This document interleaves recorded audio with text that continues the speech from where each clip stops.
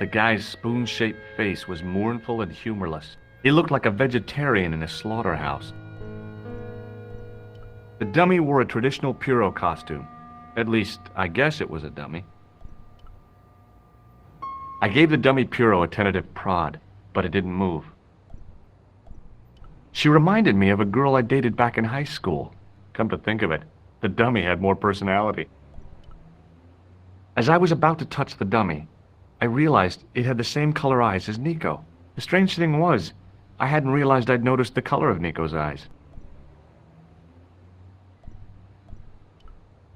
It was a disgustingly realistic plastic novelty, like one I'd left on the teacher's desk at school. Boy, that caused so much of a stink you'd have thought it was a real one.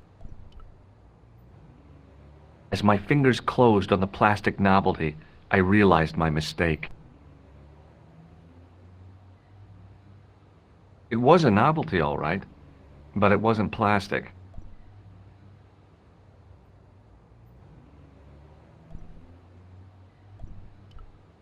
It was an antique phonograph, the kind you have to wind by hand.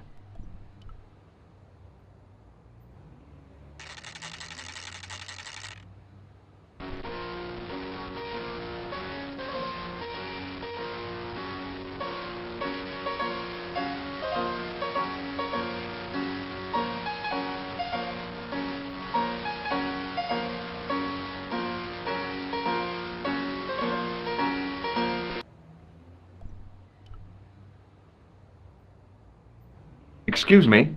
Bonjour, monsieur. Please, come in. Welcome. Leave the mundane world behind, but in these four walls, fantasy is king. I don't want a costume. Didn't you ever dress up when you were a child? Not that I remember. Incredible. You'll be telling me next that you never shared your elder sister's lingerie.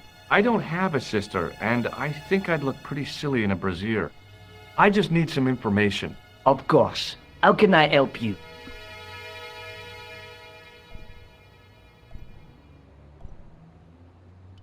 Do you recognize this man? Oui, monsieur. I sold him some grease paint.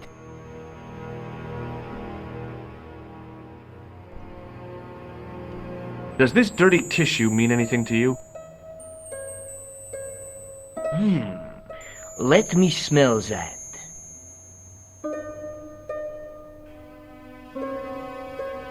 Bestheimer's number 7 white pancake. Theatrical grease paint, right? Oui, monsieur. La crème de la crème of Thespian accoutrement. Have you sold any of it recently? Yes, 2 cans.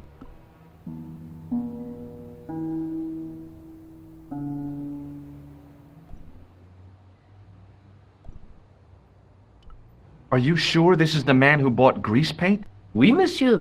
He chose 2 costumes. Bozo the clown and Seamus the pixie. A pixie? Very smart. Green silk with a taffeta lining. He gave me his name as Monsieur Khan. Have you heard of a man named Plantile? I do not recall anyone of that name. Do you want this red nose back? Not after it's been worn, thank you. Are you sure this is the same man who hired the clown suit? Certainement, Monsieur Khan.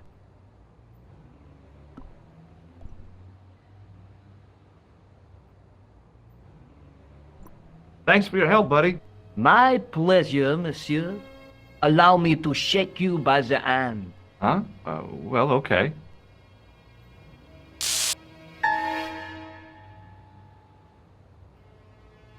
What are you trying to do, kill me? You did not find it amusing? I never saw the funny side of electroshock therapy. Eh bien, it is yours to keep. A gift? Do I need a license? No, but I give you a word of warning, monsieur. What? Remember to switch it off before you visit the toilet.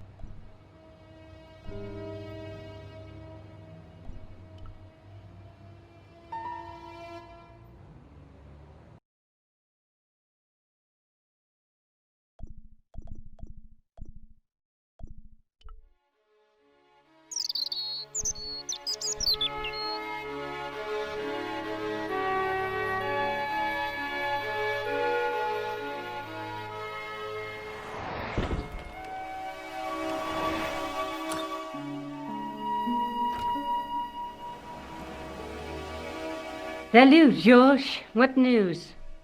I've been to the costume shop.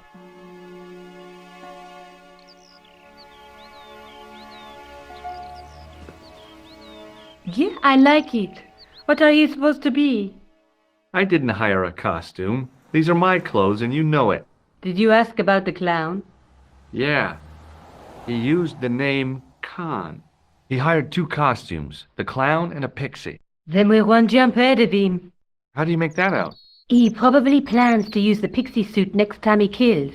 Oh, God, don't let it be me. I don't deserve to die at the hands of a pixie. Don't be silly, George. That won't happen. Oh, no? No, because every time you see a pixie, you're going to run like hell. What are you doing to help trace the killer clown? Research, George. Yeah? You have a copy of the clown's yearbook? I have a telephone and lots of contacts. Oh, well, did you find anything useful? Not yet. I'm employing my first and most useful weapon. What's that? Patience. Oh, I've heard of that. Isn't it a substitute for decisive thinking? Have you found out any more about the murders? Well, it may be nothing, but both the clown's victims visited Paris earlier this year. When? The second week of July. They were both here at the same time. Did they meet? I don't know, but I can't imagine it was coincidence. Do you want this photograph back? No, you keep it. I can always make another print. The guy at the novelty shop gave me this. What is it? A hand buzzer. You put it in your hand and give people electric shocks. Why? It's a gag. A practical joke. If you ever use it on me, I'll break your arm. Okay. I get the picture. May I use your telephone? Sure, go ahead. Thanks.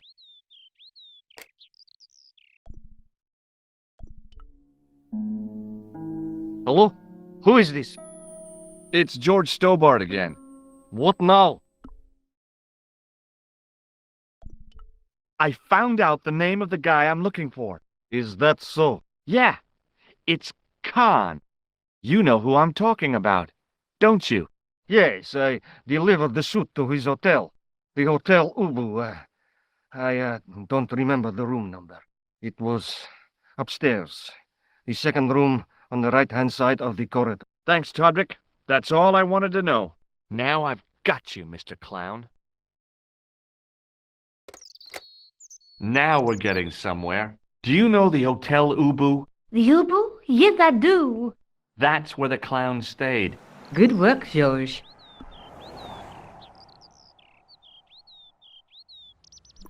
See you later. Where are you going now? I could go hang out at the Hotel Ubu. Watch out for Khan, George. Don't worry, I will.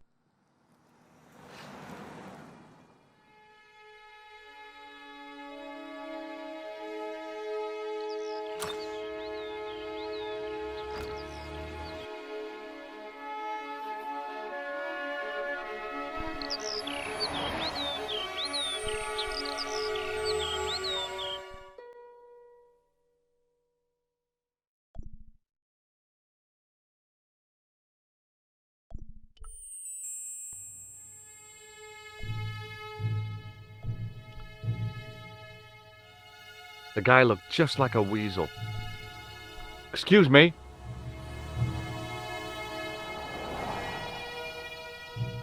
Yes?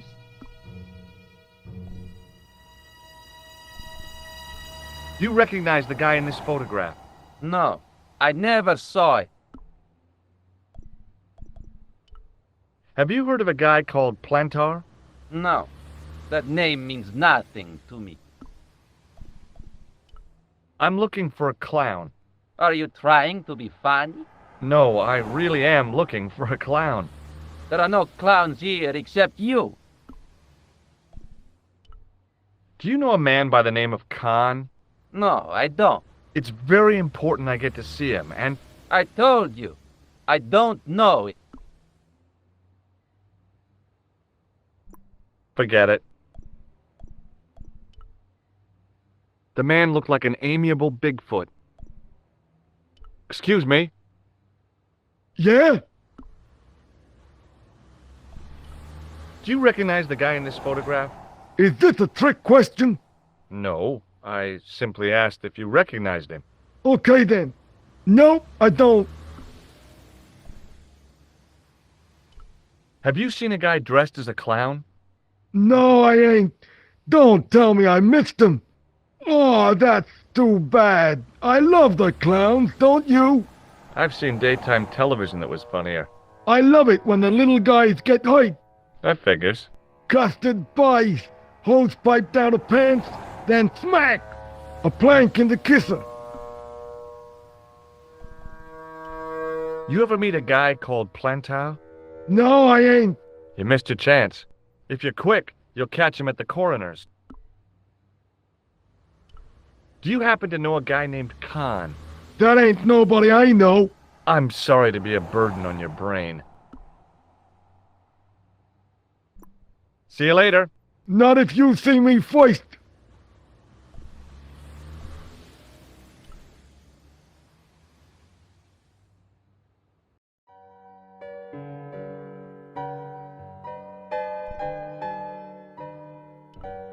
The woman was obviously English. She had all the qualities of Boadicea, Elizabeth I, and Margaret Thatcher rolled into one. It wasn't a pretty sight. I recognized the guy. It was the Nobel Prize winner from the country whose name I couldn't pronounce.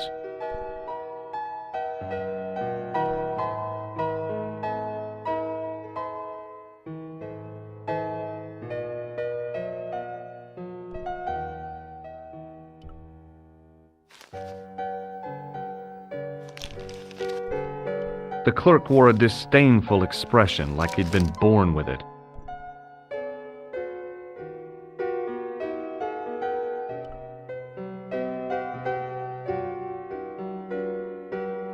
I want some information. Who are you? The police? I'm conducting a private investigation. Ah, I know only too well what you mean. That is one of the drawbacks of the catering business. When people book into an hotel, they leave their morals at home, no?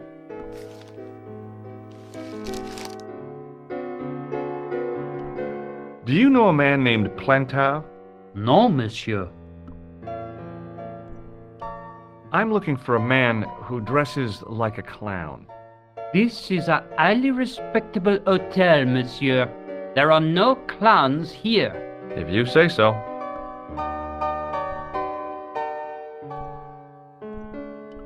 Do you recognize the man in this photograph? Yes, monsieur. That man is one of our guests. What name? I cannot tell you that. Do you have a guest by the name of Khan? No, monsieur. Perhaps you would care to check the register. The man who calls himself Khan has a scar on his left cheek. Vraiment? I tell you, I do not know a man named Khan. Maybe not, but I'd noticed a change in his expression when I mentioned the scar. Thanks for your help, buddy. It was the register of guests staying at the hotel. There was no one registered under the name of Khan, but the name in the book for room 22 was Merlin.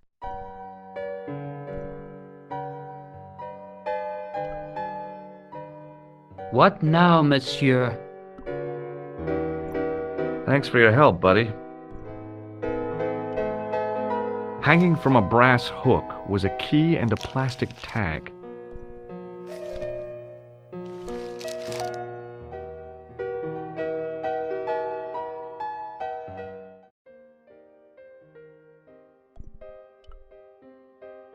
The sign on the door read 21.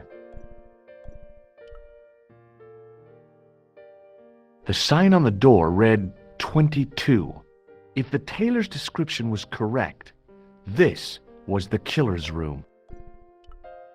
The door was locked.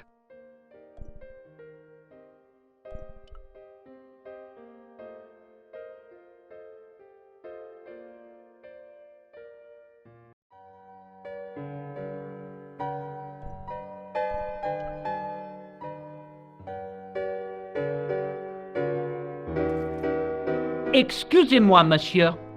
What? You were trying to steal that key, no? No way.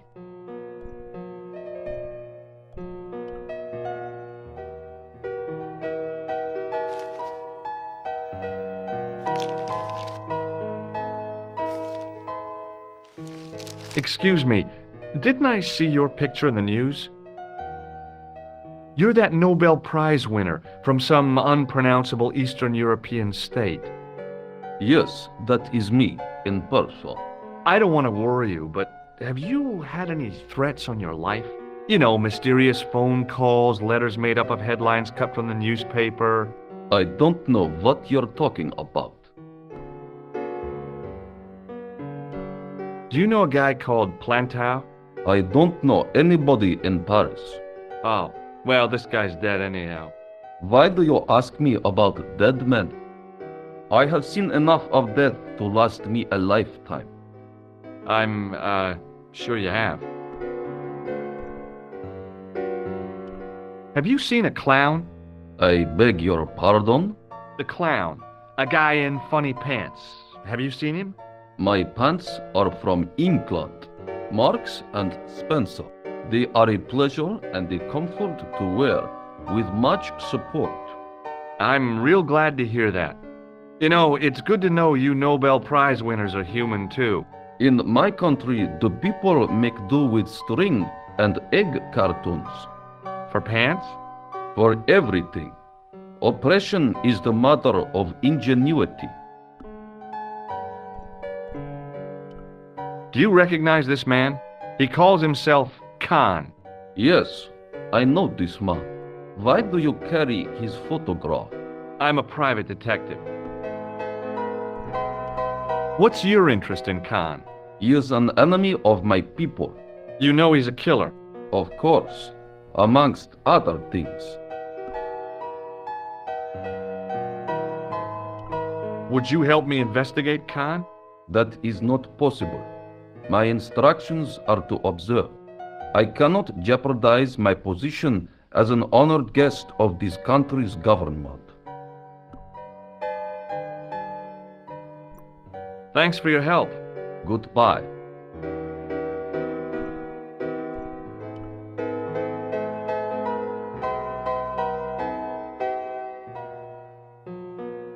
Hi there, ma'am. Well, hello. What can I do for you? I'm looking for a man. You disappoint me, my dear. For one foolish moment I thought... But never mind. Aren't you going to tell me your name? George Stobbart, ma'am. How sweet! I once had a stable boy called George. I am Lady Piermont. The common reaction is to kneel and stutter, but it's not obligatory. A real lady? I mean, you're an honest-to-God aristocrat? Oh, I don't know about that.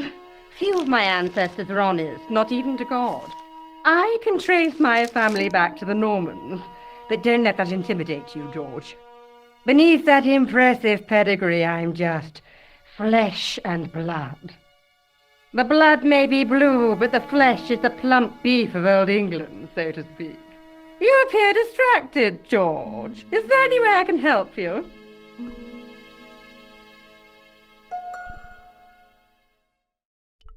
Do you recognize the man in this photograph? My God, it's him! That's Merlin! She represented everything I loved about the English. The lady was totally deranged. Merlin? You mean King Arthur's wizard? Good heavens, no! Monsieur Merlin is a fellow guest. The man you know as Merlin is a fake. What do you mean, sweetie? He's a murderer. He also uses the name Khan. I am shocked, Mr. Stobbart. Shaken. I took him to be a gentleman, a man of honor. You know, I'd rather like to assist you in stitching him up. When did you last see Merlin? It was no more than an hour ago. He came downstairs and spoke to that clerk chappie. Something passed hands. I couldn't see what exactly. A briefcase? No, smaller than that. A bundle of papers, perhaps. The clerk put it in the hotel safe and Merlin went out. Are you sure you saw Merlin putting documents in the safe? Yes, darling, positive. I wonder what they were. Obviously something of great importance. Yeah. I'd sure like to get my hands on whatever it is. I'll bet they had something to do with Plantar's briefcase. Has Merlin returned to the hotel? No, he hasn't. Are you going to search his room? If I could get in there, I would. Did you know there's a gangster out front? What makes you think he's a gangster? The Italian suit and the bulge in his pocket? I know plenty of men with Italian suits and bulges in their pockets. That doesn't necessarily make them gangsters. Are you here in Paris on vacation? No, darling, I'm on holiday. I needed to get away after Algy's funeral. I didn't realize you were mourning the loss of a loved one. I'm not. He was my husband. I'm sorry to hear about your husband's death. You wouldn't be if you knew him, my dear. It gave me the opportunity to take a well-deserved holiday. Daphne suggested a change of scenery. Paris, she said. The wild romance is just what you need to take your mind off the inquest. Well, the closest I came to romance was being wooed by a drunken Breton chef.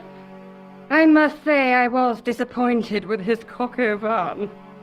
Not at all what I was expecting. I was thinking of cutting my holiday short, packing my bags and heading back to Hemel Hempstead. That was until last night. What happened to you last night? I was stricken, Mr. Stobbart. Cupid's arrow has cleft my bosom. They couldn't really miss. It was just as I'd always imagined it should be. The intimacy of candlelight, romantic music tinkling across the room, and then a stranger's glance. Those brooding eyes, that suave manner, those tight trousers. He was the man I'd been waiting for all my life. I'm glad he finally turned up after all these years. Ah, but it wasn't to be. He was merely toying with my affections. And if I ever catch up with him, he's dead. Would you distract the clerk while I borrow a key? Are you asking me to aid you in a criminal act, darling? I guess I am. Good heavens, I must be dreaming. I don't think so, ma'am. Now tell me, why do you want to get into that room? It's next to the room the killer is using. Ah, so you plan to eavesdrop on Merlin? I was hoping there might be a connecting door. I shouldn't think my feminine charms would be much use in this case, but a good dose of English arrogance might do the trick.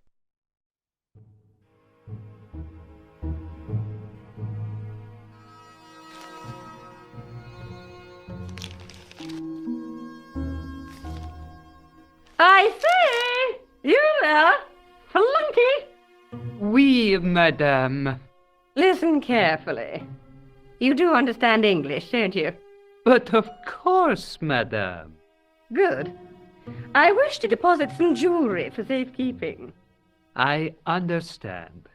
Are you quite certain? Oh, bien sûr, madame. Over to you, my dear.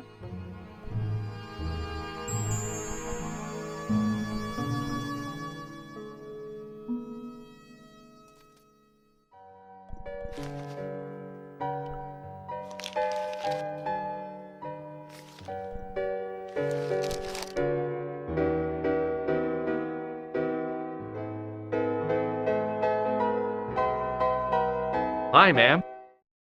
Hello, George. What can I do for you now? I got the key. Thanks for your help, ma'am. I have to go, ma'am.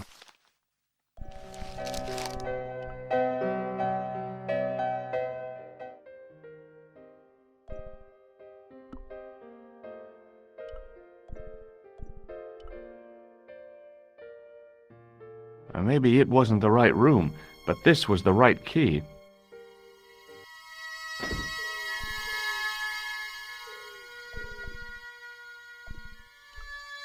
It was a massive mahogany wardrobe.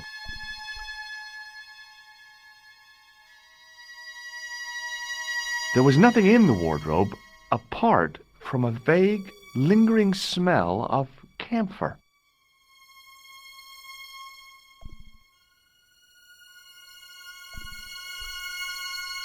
A cabinet stood beside the bed.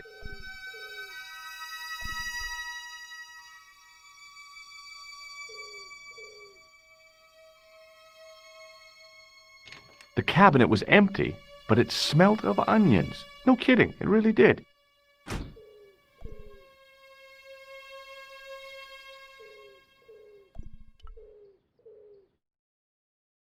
The window looked out over a narrow alley surrounded by high walls.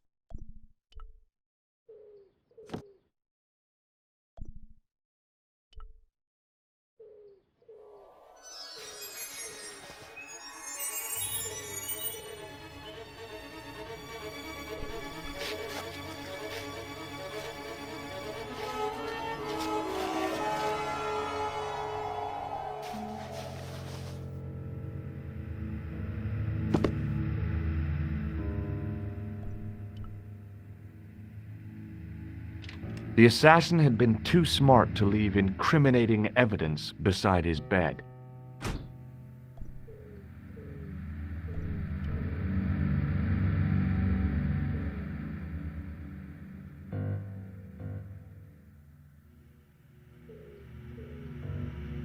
The bed was freshly made, and the crisp white sheets told me nothing about the killer's habits.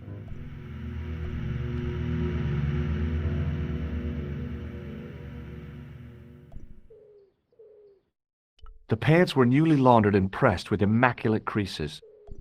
There was nothing in the pockets of the pants.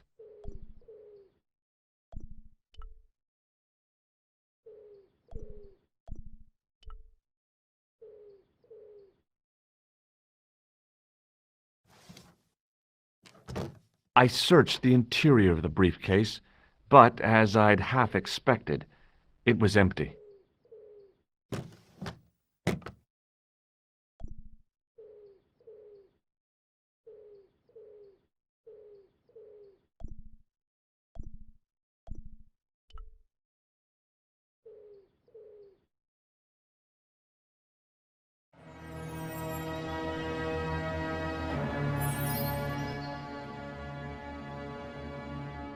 I had the kind of feeling in my stomach that would usually send me running to the bathroom.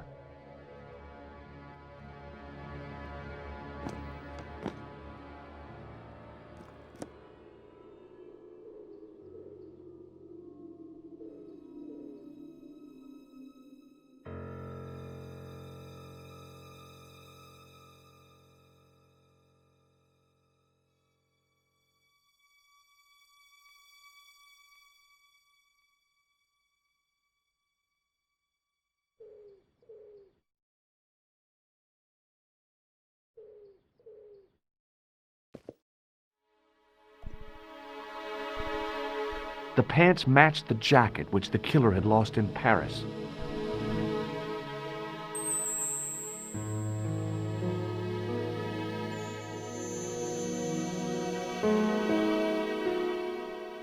I couldn't believe my luck when I found two items in the pockets of the pants.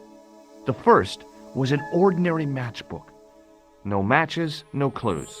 The second was a pass card which read, Thomas Merlin, Gruber Electronics Corporation. The matchbook bore a pattern of swirling color and the words, Club Alamut. It was the card I'd found in the hotel bedroom. It read, Thomas Merlin, Gruber Electronics Corporation.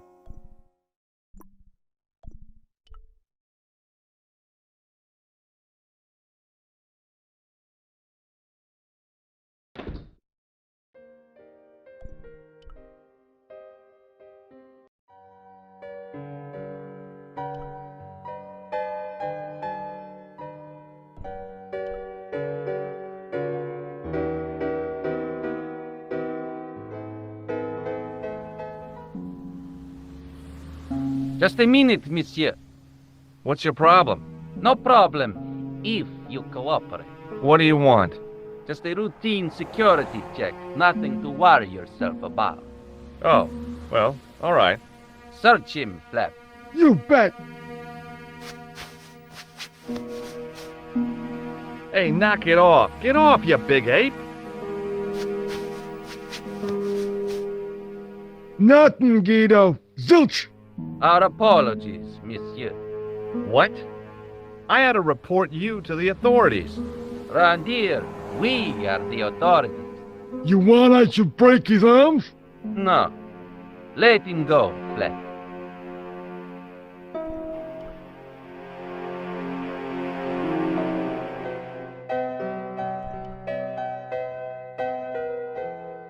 Hi, ma'am. Hello, George. What can I do for you now? That gangster I told you about? He went through my pockets just now. Good heavens! One never knows what to expect in foreign parts. Thank you for the warning, young man. I shall hide my credit cards in my underwear. I found this matchbook in Merlin's bedroom. It came from the Club Alamut. It might be useful to find out if that club is in Paris, George. I found this pass in Merlin's room. So, that deceitful little man is passing himself off as an electrician, is he? Uh-huh. This guy probably has 1,000,000 faces.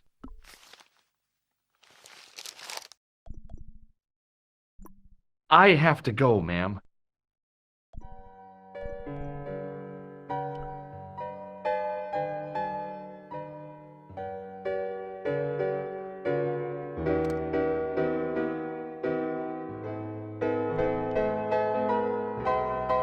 Bonjour, Collard. Hi, it's George. I have the address of the killer's hotel. If you're going to pay him a visit, take care. Remember, that guy's a professional. Thanks. I'll be fine.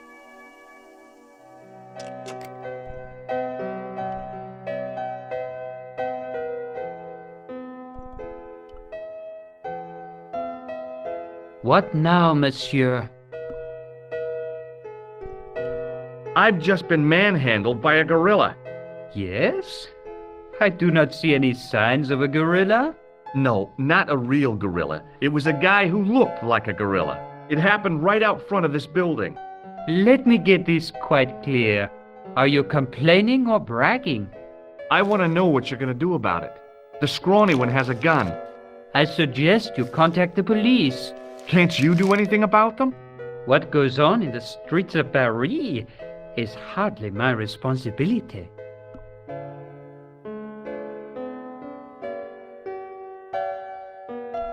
Aren't you concerned that your guests are being intimidated by gangsters? No one else has complained, monsieur. Did they steal anything from you? Well, no. They didn't find what they were looking for. What was that? I don't know. I don't think they did either. I'd like to retrieve something from your safe. Ah, oui, monsieur. May I see some form of identification? Like what? A driving license, perhaps? I don't drive. Your passport? I don't have it with me. I could show you my operation scar. I'm sorry, monsieur. I must have some form of unique ID. You won't find a more unique ID than my scar. I'm sorry. I must insist on a more traditional identification. Rats. Does this pass mean anything to you? That is Monsieur Merlin's property. That's right. Merlin the murderer. I want to see what he's left in your safe. Impossible. I cannot betray his confidence, no matter what you say he's done. You're making a big mistake. Maybe. I can live with that.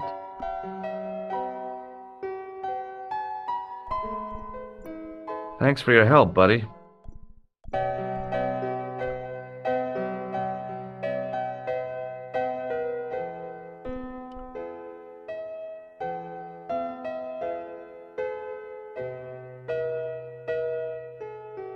Hi, ma'am. Hello, George. What can I do for you now? Would you like to keep Merlin's pass as a memento? No, darling. My broken heart is reminder enough. I showed the pass to the clerk, hoping he'd give me Merlin's papers, but he wouldn't buy it. He's too scared. I'll give him something to be scared of. Follow me, George!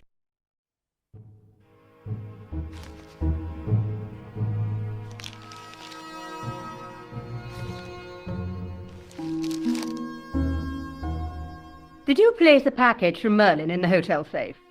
I did, madame. And did my friend here show you Merlin's identification? Indeed he did, but What's the problem? he isn't Merlin. A mere academic detail. Give him the package. But that is against the law. I happen to be a justice of the peace, you silly man. I am the law. If he tries anything, shoot him, George. My pleasure, Lady Piermont. One moment, please.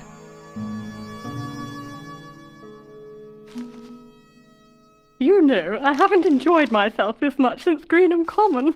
I don't know what I would have done without you, Lady Piermont. Voilà, monsieur. Le manuscrit de Monsieur Merlin. Thanks. How satisfying. An Anglo-American alliance that actually worked. The clerk had given me a tightly rolled sheet of parchment. I decided not to unroll it until I was safely back in Nico's apartment.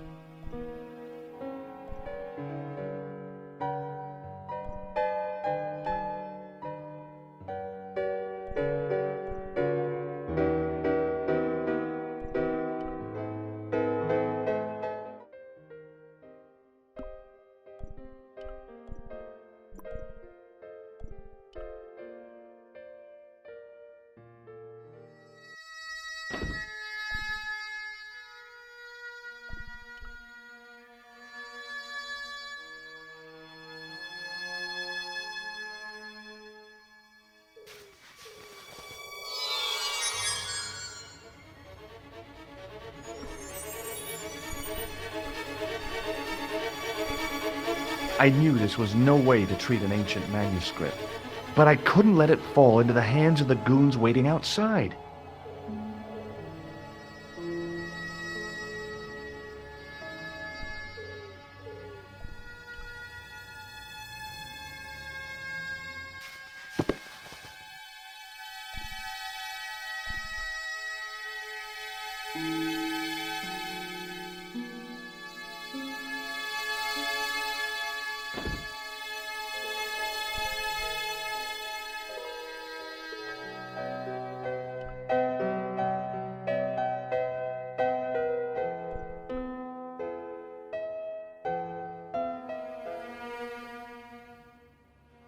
Hold it right there.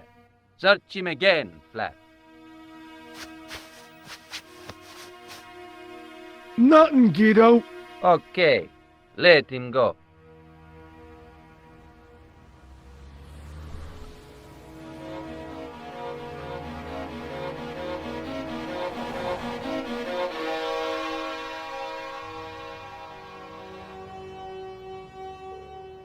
If the manuscript was what Flap and Guido were after, they were going to be disappointed.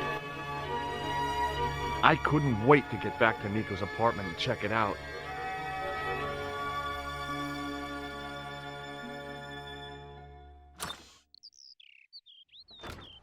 You're just not going to believe what I found. It's not another part of the clown's costume, is it?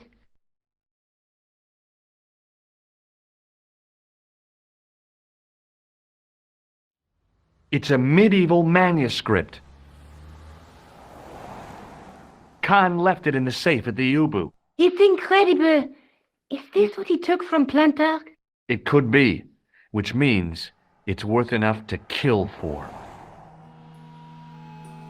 Look there, two guys on the same horse. Oh, yeah. Maybe they couldn't afford one each. What of it? Have you ever heard of the Knights Templar? Their official seal was an image of two knights sharing a horse. Whatever this manuscript means, it's connected with the Templars. How come you know about these knights? I learned about them while writing an article on the Crusades. This guy, named Hughes de Payen, arrived one day at the court of King of Jerusalem. He offered to protect the Christian pilgrims from the displaced Muslim armies. The king would be able to guarantee safe transit to Christians in the Holy Land. Safer journeys meant more pilgrims, and pilgrims meant trade and wealth. The Templars proved invaluable to the king as a mercenary army. It was said that they never asked how many the enemy numbered, just where they were. And as the years went by, the Templars grew in wealth and numbers. They were so rich, even kings came to them for loans, but at the height of their power, they fell foul of the King of France. He rounded them up and turned them over to the Inquisition. Thousands of Templars were subject to torture and confessed to heresy. Of course, at the hands of the Inquisition, there wasn't much they wouldn't confess to. The last Grand Master Jacques de Molay was burned alive. But the treasure of the Knights Templar was never found.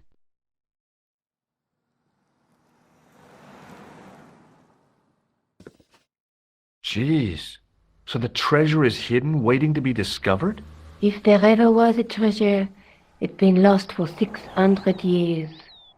Anyway, we're supposed to be investigating a serial killer, not a medieval treasure trove. But maybe that's what the clown and his accomplices are after. Maybe this manuscript is the key.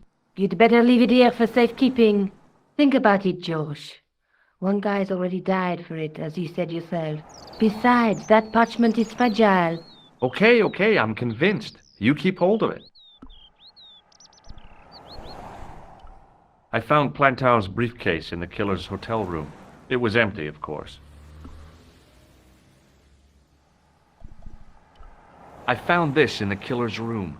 What is it, a credit card? ID, Thomas Merlin, of the Gruber Electronics Corporation.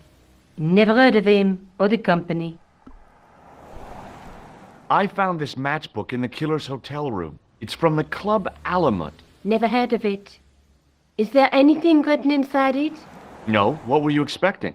If this was a movie, there'd be a clue, a name or an address. That's no use. There aren't even any matches in it. Oh well, I'll keep it as a souvenir. Let's take another look at the manuscript. Let's face it, we need help, George. Someone who knows about these things. Who do you suggest? Indiana Jones? I know a guy who specializes in medieval studies. His name is Lobinel. Huh. Some stuffy old fossil who gets horny over ancient relics, I suppose. Far from it. Andre isn't the stereotypical professor you have in mind. Where can I find this Lobino guy? At the Krone Museum. I'll give you the address. There's a woman looking at her reflection in a mirror, but the reflection has 3 hideous faces. She reminds me of the Wicked Queen in Snow White. She was the one who said mirror, mirror on the wall, wasn't she? She made me cry so much when I was a kid, Mom carried me out of the movie theater. She didn't frighten me in the least. Like I said, I was only a kid. I didn't like the crocodile in Peter Pan either. A knight with a crystal ball. Now, there's something written on the scroll beside the knight. Yes, but it's written in Latin. Per disciplinam mea lux videbis. By my teachings, you will see the light. You speak Latin? Where did you learn a trick like that? A trick? I studied law, okay? I can read Latin. My, you're touchy. Tell me that again. Through my teachings, you will be enlightened. There's a guy working on a loom. He's weaving a carpet or a tapestry. Or a duvet cover. It's a clue to a place, I reckon. Somewhere famed for weaving and ships. Where folk live in barrels? It beats copper boxes. There's a guy with a sword and a bull. The only mythological bull I know of is the Minotaur, but he was only half bull. I don't think I'd like to be half a bull, even if it was the bottom half. What's that object between them? It looks like a gem on top of a tripod.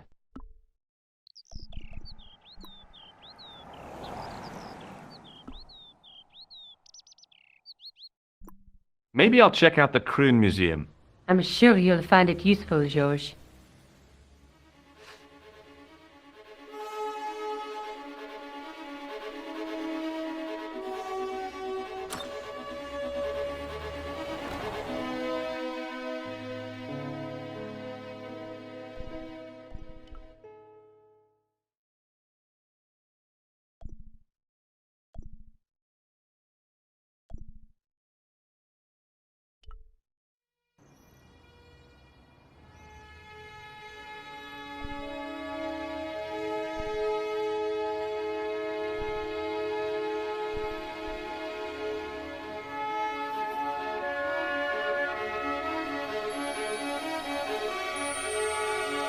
Through the grimy glass, I could see several large shapes in a gloomy room.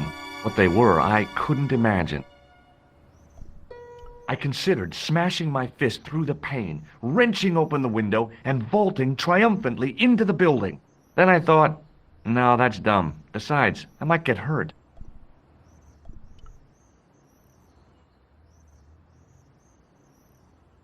Access to the side and rear of the museum building was blocked by a dense clump of bushes. A real macho guy would have plunged straight into the spiky, scratchy bushes. Not me.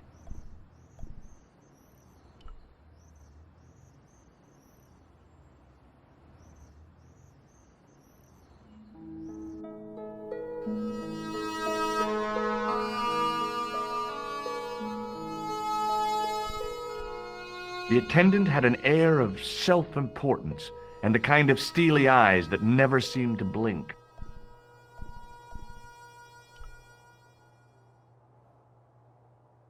The case contained some fragments of pottery. They looked to me like broken flower pots. Above them, a sign read, L'Age Paléolithique. Pardon me. Oui, monsieur? Are you Lobineau? Oh, no. Fancy you mistaking me for him. No. I am the deputy custodian. But Lobineau does work here. Work? I wouldn't go so far as to call it that. He studies here most days, but as you can see for yourself, not today. Do you know anything about the Knights of the Temple? No, sir. Not a sausage. What can you tell me about the collection of pottery? Those are remains of pots used by the original inhabitants of Paris. The Paris pot people. When did they move out? 15,000 years ago, monsieur. Vanished in the mists of time. Didn't even have time to pack up their pots. I thought the original inhabitants of Paris were a tribe known as the Parisi. That is right, monsieur. Renowned for their pots. You see, in those days, people didn't have much in the way of possessions. A few flints, some animal skins, maybe the odd bone or two. Naturally, when the Parisi came along with their pots, why, everybody wanted one. I guess they must have caused a kind of consumer frenzy. Ah, oui, they connect the market, cleaned up. You don't know the first thing about those pots, do you? No, monsieur. Do you know anything about medieval manuscripts? Not me, monsieur. I am no scholar, though people often mistake me for one. It is the uniform, I guess. They see the clothes. They are impressed. And they ask you to park their cars? They ask me to park the... No. They assume I am an authority on the exhibits in my care. Whereas you know next to nothing about history. Of course not. All I am saying is, I am no scholar. Not like Monsieur Lobineau. Do you recognize the man in this photograph? No, monsieur. Is there any reason why I should? I guess not. Have you ever heard of the Club Alamut? Oh, no. I don't frequent places like that. Thanks for your help.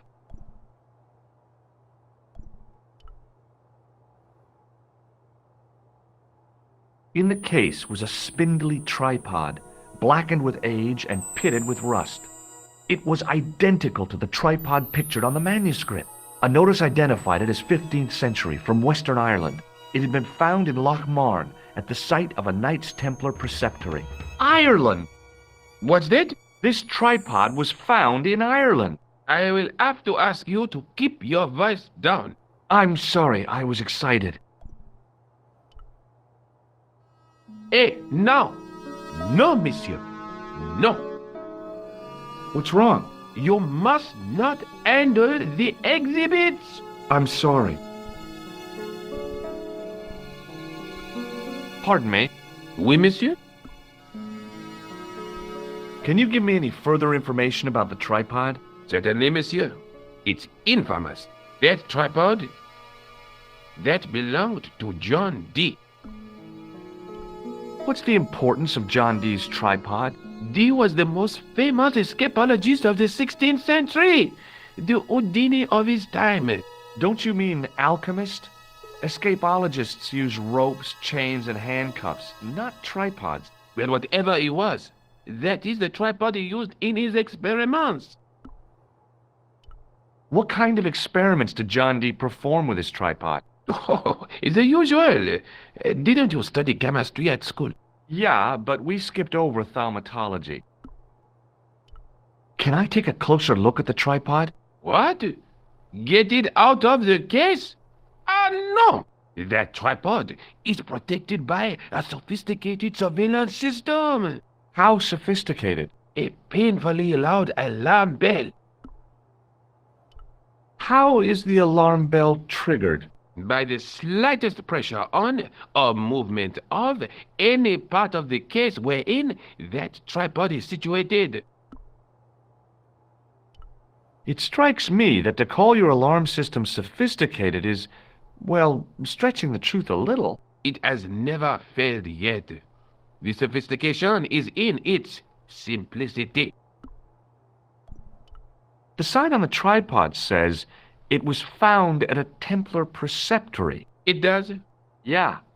It doesn't mention John Dee at all. Most remiss. You don't know anything about the tripod, do you? No, I don't. I never had much of a start in life, you see. I owe what little education I gained to my uncle. He was an optician, but he also doubled as the village school teacher. He taught me the alphabet.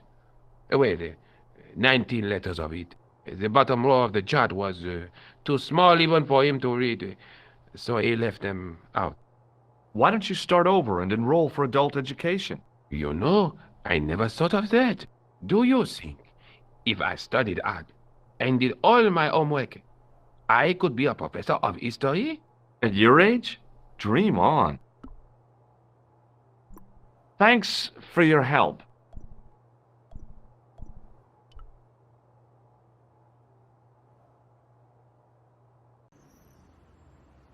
The tripod was definitely the one on the manuscript. The Templar connection confirmed it. I was tempted to go to Ireland to check it out,